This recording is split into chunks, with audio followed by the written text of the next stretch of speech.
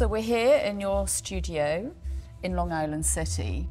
The reason that I'm here is because we've made this really beautiful exhibition of your work at Yorkshire Sculpture Park. Some very big bronzes in the formal garden, which is very kind of beautiful 18th century site. So the works in that exhibition span multi-thousand years of cultural history, let's say. Yeah. Art history, pop culture. So we have the Venus of Arles, which is a 2,000-year-old sculpture in bronze. We have Pikachu, which is also in bronze. We have the astronaut. So these references that kind of span multi-thousand-year history become problematic and confusing when they're pieced together, and they're all using the same material and design kind of language. So the Bugs Bunny that we have in Yorkshire is nearly 5.5 meters high. Right. Bronze. Right. This is the actual model for it. So the original version of this was a plush toy that I stiffened, created a mold of that, and then inset into the mold was the selenite, there's some volcanic ash in this, and the pyrite crystal. That was all cast, and so there's a metal armature that holds everything together here. And then this was 3D scanned to make the larger version.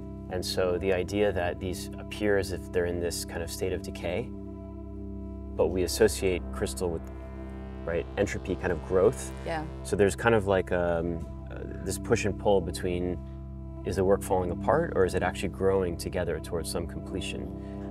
So, you know, you can see that this is different type of amethyst. Yeah.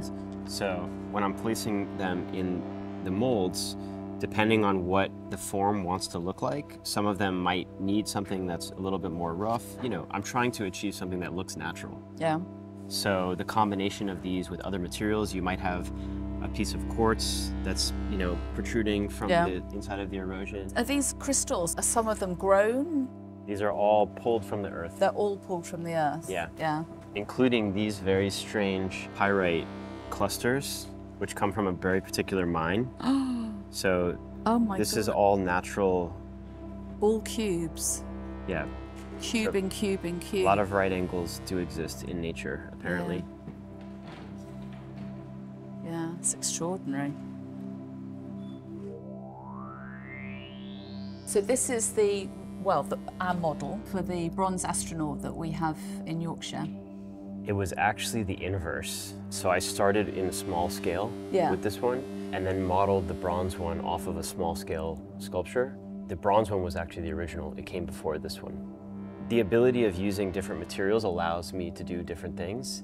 Much more complicated to do it in this one. Yeah. And there were some structural questions about it as well. But in bronze, there's just so much more possibility because the material is stronger. I mean, the level of detail is just extraordinary, isn't it? I think it's what kind of makes the works magical for me, is that you can read literally the stitch lines in this, but there's no fabric in it.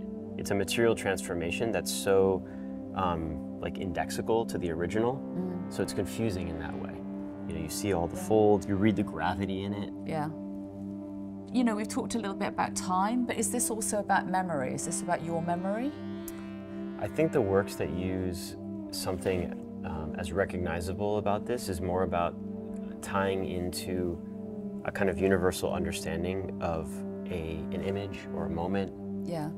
Same reason why I might use Pikachu. It's a very recognizable sort of global icon. And it allows me to bring people into this space because of their previous relationship with that character or that object. Yeah. Once they're there, things get confusing, but they're able to enter the work. These were poured this morning, so we're about to demold them now. So it's basically a wood frame that contains the silicone. Inside of this is a 3D printed object that I've designed, which is based on a key. There's a couple of them, mostly car keys, which were blown up to this scale and will form these eroded sculptures for an exhibition coming up later this year. So we use a number of different types of mold making. Some of them are open back like this, which are much more simple. The one that's up here is much more complex. This one uses a multi-layered silicone that actually has a big mother mold on the outside of it. And what ultimately will be the material of this? This is actually newer works that are based on an old process that I created, which is made of broken glass. So they're shards of broken glass that have been brought together, compressed, and they reform, in most cases, figures. I haven't made these works in about 10 years. And will that be an addition, or is that a unique work? That'll be a unique work, yeah, when it's done. Yeah. Amazing. Thank you. Yeah. Thanks. Thank you.